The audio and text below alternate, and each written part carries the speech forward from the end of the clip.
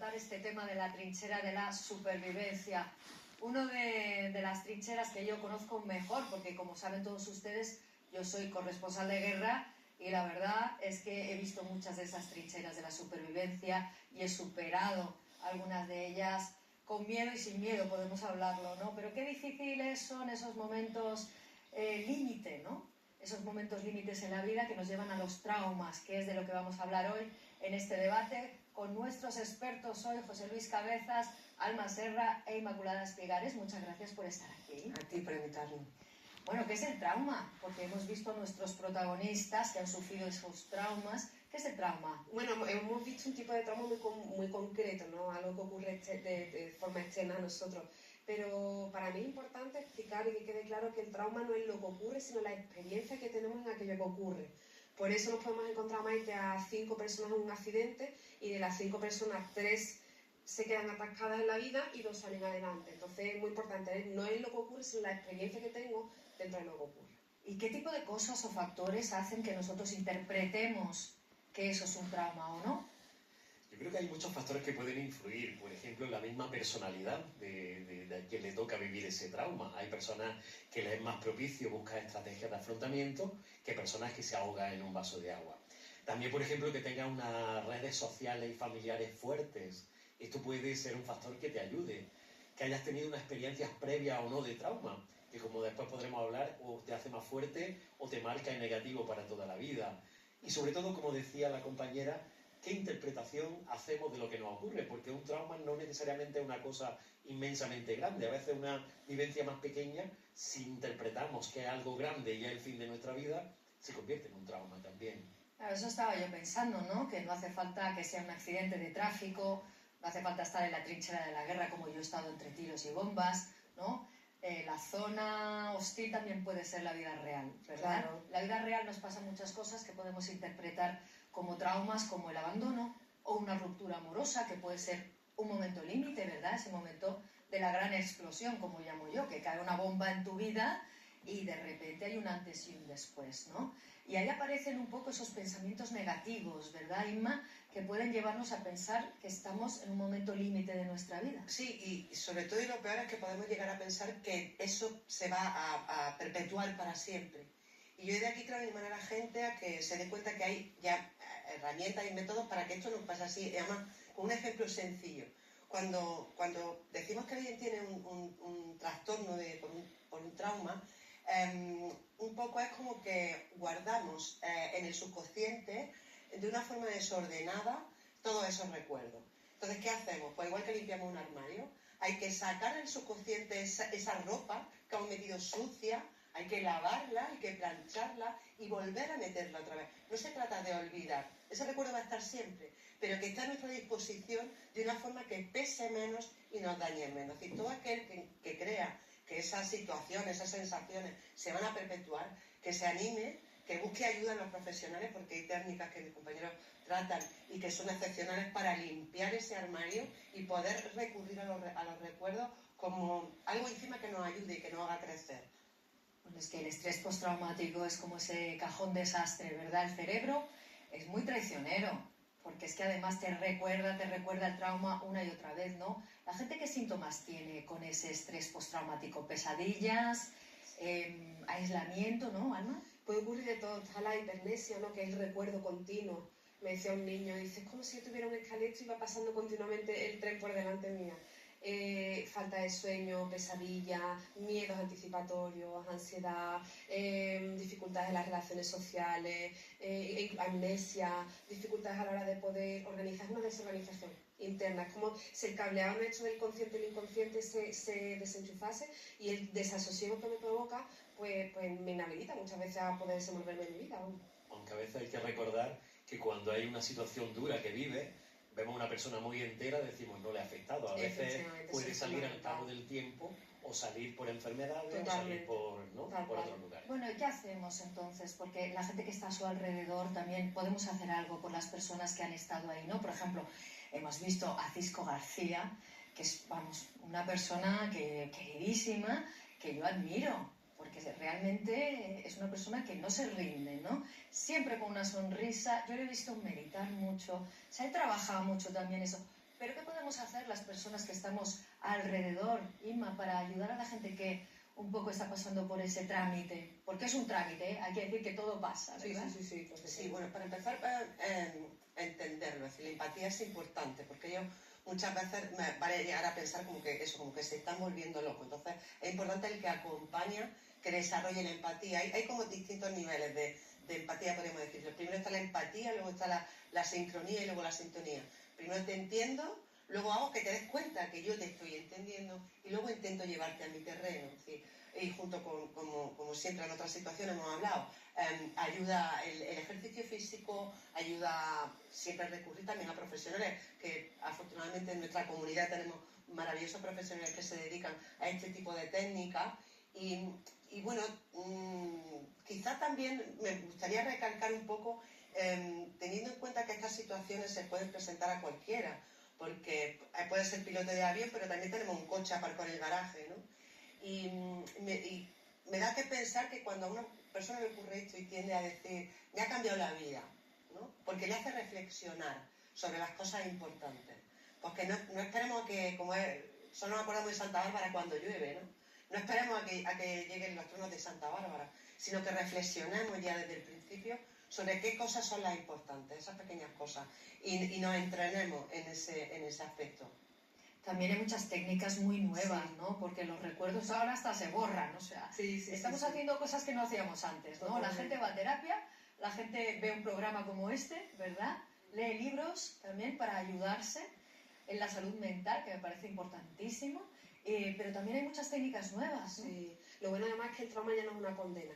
Antes sí era una condena y dependía mucho de la persona, y ahora tenemos técnicas avanzadas en MDR, que es mi especialidad, ¿no? Yo estoy especializada en trauma complejo, y los recuerdos, es una cuestión de mucha neurobiología y estas cosas, pero los recuerdos somos capaces de reprocesarlo y de sensibilizarlo, que es importante. Que yo decía antes, yo reproceso, soy capaz como de borrarlo, como decimos, pero además que el cuerpo, cuando yo me vuelvo a poner a ese recuerdo, la sensación que tengo no es de me voy a volver a verme en esa situación, sino que soy capaz de recordarlo y decir, uy, pero mi cuerpo está en calma, y esa es la clave. ¿Y cómo se hace eso? Eso ¿Cómo puedes hacer pasar de Sí. una cosa a otra? Es decir, Sí, ¿es posible? Sí, absolutamente, y yo por favor lanzo una esperanza, porque las personas que pasen por ese proceso, cualquier tipo de trauma, lo trabajamos muy bien. Hace falta personas especializadas, que controlemos mucho el tema, que sepamos mucho los protocolos, todo. Pero que se llama EMDR, ¿no? EMDR, reprocesamiento de sensibilización a través de los movimientos oculares. De acuerdo. Y es como una especie de péndulo, ¿no? Yo creo que lo he hecho alguna vez. Sí, vamos, el MDR es complejo, pero hay una fase que sí hacemos con barridos oculares, que activamos una parte del cerebro que está relacionada con la ubicación dentro de la memoria, y hacemos que determinados recuerdos no activen el cuerpo. Y es muy interesante. Para entendernos, si miramos a la izquierda y tenemos un recuerdo aquí, lo estamos pensando y con el péndulo, pum, pum, se puede llegar a... Con las manos lo que estamos haciendo es unificar la sensación y el recuerdo, y entonces como que lo reintegramos en otras partes de la memoria para que cuando yo lo vuelva a recordar no sea esta angustia que me entra. Es que, claro, nuestro cuerpo viene de fábrica con un mecanismo que es el miedo, ¿no? Sí. Es esto de que empieza a palpitarte el corazón, se dilatan las pupilas, no podemos controlarlo de ninguna manera. Pero fíjate que ahora han descubierto que haciendo cosas en el cerebro sí que podemos controlar nuestras emociones, ¿no? O esa reacción que es el miedo, ¿no? Qué curioso. Y además yo creo que hay que hacer un traje a medida de la persona, viendo qué Totalmente. técnicas son las que le puede ir mejor, qué iniciativas podemos hacer. Yo creo que es muy importante este apoyo profesional, y luego en su agenda ir metiendo pequeñas píldoras de cambio en el día a día que le pueden ayudar a normalizar su vida con esa vivencia que ha tenido. No se trata de olvidar, sino de normalizar e integrar de una forma serena en tu vida hacia el futuro, digamos. ¿Y qué le diríais a la gente que a lo mejor no sabe que ha vivido un momento límite, ¿no? A lo mejor hay gente que se siente mal, que empieza a sentir esto que estamos diciendo, ¿no? El estrés postraumático, y no ha tenido un accidente, no le ha pasado nada grave, pero de repente en su vida ha tenido un momento que ha fallecido, por ejemplo, un familiar muy querido, ¿no? Imaginaros. ¿Qué le diríais a esta gente que hasta el momento no se ha dado cuenta de que ha tenido un momento límite? Quizá tiene que observar un poco su vida y decir, oye, ¿por qué me encuentro mal? puede ser que es que he vivido algo muy traumático y no me he dado cuenta, porque mucha gente pasa por ahí, ¿eh? Sí, Pasa por sí. ahí. Y además no tener por qué ser evento así externo, sino pues nacer en un entorno con un papá a lo mejor con una enfermedad mental, con una depresión, que tu hermano o tu hermana naciese también con una enfermedad. Son situaciones en las que no sabes por qué, pero han configurado tu vida de forma que te generan también, te sale de alguna forma, ¿no? Entonces, es como que cuando hay una sensación de que algo no va bien, que se puedan poner en manos de profesionales también, ¿no? Y luego cuando estamos frente a una persona que ha vivido una vivencia dura, yo creo que también tendremos que aprender los familiares, los amigos, etcétera, cómo podemos hacer para acertar. Porque muchas veces no sabemos, es lo que nos pasa cuando vamos, por ejemplo, a un funeral, a una despedida, que no sabemos qué decir, ¿no? Cuando el key muchas veces está en acompañar, en hacer sentir que estás ahí y que estoy aquí para lo que necesites. No es tanto dar una frase o unas palabras mágicas, sino acompañamiento y cariño en ese proceso, desde el respeto también al ritmo de la persona, ¿no? O sea, que podemos ser todos un poco terapeutas, ¿verdad? Inma, tú has acompañado a un montón de gente en momentos límite también, ¿no? Y yo creo que es bueno también acompañar o que tengan un entorno en el hospital, por ejemplo, como enfermera. Eso es muy importante, ¿no? Muchas veces tú lo comentas, ¿no? De estar en el hospital y acompañar a la gente que estamos pasando por un momento límite, ¿no? Sí. ¿Qué dirías tú? Sí, y me parece importante que ellos entiendan que ese trastorno y esa ansiedad no es nada, porque la gente tiende a colocarlo en la esfera de lo mental, únicamente mental. Y entonces también creen que como eso es lo mental, o tiene poca probabilidad de arreglarse, o debe estar solo en su mano. Y nos debe de quedar claro que esos trastornos son orgánicos, es decir, que nuestro cerebro cambia de forma. Si tú haces pruebas diagnósticas, pruebas de imagen a cerebros de personas que han tenido uno de estos grandes traumas, tienen unas características definitorias, ¿no? Y se diferencian del que no.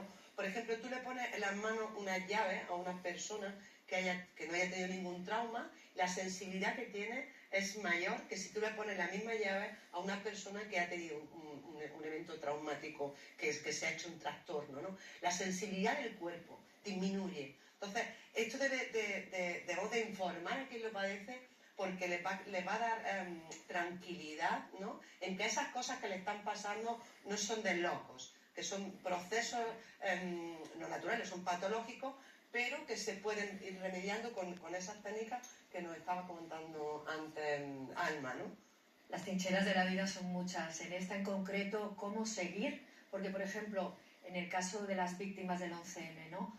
Les decían los consejos: irse al campo, la naturaleza, rodearse de seres queridos, hacer terapias varias, como hace Saray, ¿verdad? Claro, es que lo que decíamos antes, me parece que es muy importante luego en el tratamiento, es un poco como decir, la lección aprendida es las pequeñas cosas de la vida que nos dan felicidad.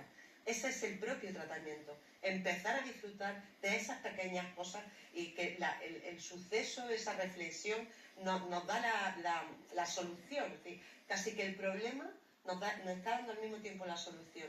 Vamos a empezar a disfrutar del campo, a disfrutar del contacto, como otras veces, a disfrutar de las relaciones, de las pequeñas cosas, sí, sí. Pequeñas cosas y que... Tan grandes. Y tan grandes, y también una cosa muy importante, todo pasará, ¿verdad? Todo pasa, ¿verdad? El tiempo todo lo cura a veces. A veces esas rupturas amorosas que te duelen tantísimo, ese momento límite, cuando pasa el tiempo dices, madre mía, ¿cómo lo sufrí? ¿Cómo lo sufrí esa trinchera? Y al final todo pasa en el tiempo, ¿verdad? Ahí creo que es muy importante, si me permite, también el aprender a educarnos nuestra propia forma de hablar por dentro a nosotros mismos. Porque a veces nuestro lenguaje es muy duro con nosotros, ¿no? Y tenemos que reeducar. No es lo mismo decir, tengo una vida dura, a que he pasado un momento duro en mi vida. Es decir, aprender a tratarnos con cariño a nosotros mismos, retransmitirnos las vivencias de una forma positiva, qué he aprendido de tal trauma, qué he aprendido de tal vivencia. Todo esto me parece muy importante también para superarlo. Y el lenguaje, lo que tú has dicho. El lenguaje. Muchísima gente tiene un lenguaje muy dramático, ¿no? Muy positivo. ¿Verdad? Muy negativo. Yo creo que hay que darle la vuelta muchas veces, ¿no? Tengo un mal día, qué mal me ha ido, ¿no? Y darle un poco la vuelta, pararse, respirar y decir, ¿de verdad me ha ido tan mal? ¿no? Como reafirmarte en las verdades que te estás diciendo. Esto es un consejo que me daban a mí los terapeutas. Muy bien hecho, muy bien. ¿Verdad? El de verdad, estás diciéndote una cascada de cosas, ¿de verdad está pasando esto o no? ¿O eres tú que lo estás aumentando? Porque el cerebro es muy malo. Sí, sí, sí. A veces es muy malo que te añade cosas. Tienes un mal mal pensamiento y de repente te vienen 5 después. Sí, Hay una verdad. iniciativa muy bonita que yo a mis estudiantes de la universidad se lo digo, que hace un diario de agradecimiento, es decir, qué cosas al final del día, 3 cosas que agradeces a la vida que tienes ahora.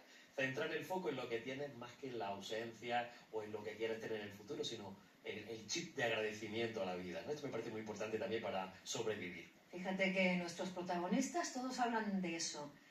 Yo, un rayito de sol, una buena comida, un karaoke, reírse un poco, ¿verdad? Que siempre Totalmente. viene muy bien y sonreír, ¿no? Sí, sí. Y luego hay una cosa que me parece también muy interesante, que es que cuando nosotros vivimos una vivencia dura, podemos o estar marcados para siempre negativo, o optimizarlo y convertirlo en un aprendizaje. Y hay algo que ayuda mucho, que es ayudar a otras personas con la misma situación. A veces hacer un voluntariado, a veces apoyar a otras personas que han vivido. Eso es fantástico, porque centras la atención no en tu ombligo, sino en el dolor de la otra persona, tiene una experiencia que le ayuda y ayuda a salir adelante. O sea que un voluntariado también pues puede ser para algunas personas interesante, ¿no? Hablamos de las metas, ¿no? Las metas son muy importantes también para superar los traumas. Hay que ponerse metas de decir, tengo que estar mejor o poco a poco. Yo siempre le digo a mis personas mayores con las que trabajo que tenemos que tener muchas metas en la vida porque es la gasolina de nuestro vehículo, ¿no?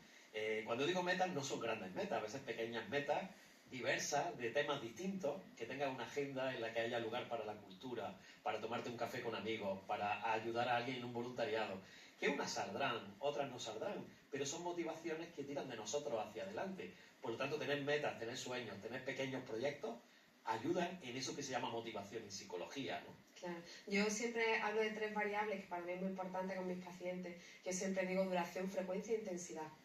¿Vale? ¿Cómo sabemos que estamos mejor? Porque lo que me ocurre no tiene tanta intensidad, no me ocurre tantas veces y no me dura tanto tiempo, ¿no? Y entonces y yo siempre digo, venga, pues vamos adelante, estamos ahí poquito a poco. Entonces, como para mí son 3 parámetros que son importantes. Es como decir, decimos a Andalucía, estamos mejor de lo nuestro, ¿no? Pues vamos por ahí, pues un poquito, pues duración, frecuencia e Estamos intensidad. mejor de lo nuestro. Estamos mejor de lo nuestro. Y la resiliencia ahora está muy de moda. ¿Somos más resilientes cuando tenemos más traumas o somos menos resilientes? O depende de la personalidad de cada uno. Yo creo que depende un poquito de la personalidad de cada uno, ¿no? Hay personas que los traumas se llevan por delante y no son capaces de recolocarse y hay el entorno muy importante y personas que lo hemos visto en la Dana, ¿no? Como las personas mayores que han vivido otras liadas sabían mucho mejor cómo orientarse, colocarse, qué hacer, qué no hacer. Yo creo que eso, bueno, y en guerras también lo hemos visto muchísimo, ¿no? También. La resiliencia, que además es un concepto que viene del mundo de la construcción y de la ingeniería, ¿no? La resiliencia de los materiales, que son capaces de torcerse sin romperse, ¿no? Y de ahí se trasladó al mundo de No lo sabía. de la Qué psicología. curioso. Fíjate. Entonces creo que la resiliencia, como dice la compañera, depende mucho de cada persona. Te puede hacer más fuerte o te puede tener más destruido. Una vivencia dura, yo siempre digo que es como un túnel de lavado de coche, que puedes salir por el otro lado, bueno, pues más brillante, ¿no? Pero también sin olvidar que hay personas que se quedan dentro del túnel y que tenemos que ayudarle a salir adelante. Bueno, y que la valentía yo creo que también se aprende y que todos podemos ser valientes y superar los traumas. Me quedo con todo esto, súper interesante, vuestras claves como siempre, desdramatizar y que todo acaba, ¿eh? Finalmente todo pasa y la vida sigue. Bueno amigos, muchísimas gracias por estar ahí y estar con nosotros en estas claves. Espero que hayan sido muy útiles en la trinchera de la supervivencia, de esos traumas que pueden ser muy variados, como han visto esos momentos límite. Seguimos la semana que viene, les esperamos. Muchas gracias por habernos acompañado en estas trincheras de la supervivencia. Espero que los consejos hayan resultado muy útiles. Nos vemos en el próximo episodio. Gracias, valientes.